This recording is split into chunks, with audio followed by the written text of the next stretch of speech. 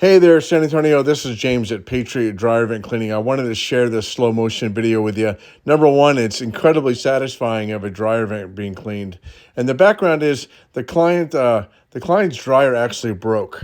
The thermal fuse, which is kind of a safety feature in the dryer, broke because the dryer was getting too hot, and it was getting too hot. Well, because it was completely blocked. So here you go for your approval.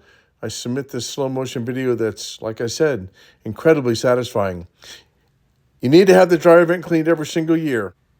Give us a call at 830-320-0773 or schedule online at www.cleanmydryervent.org. Thanks.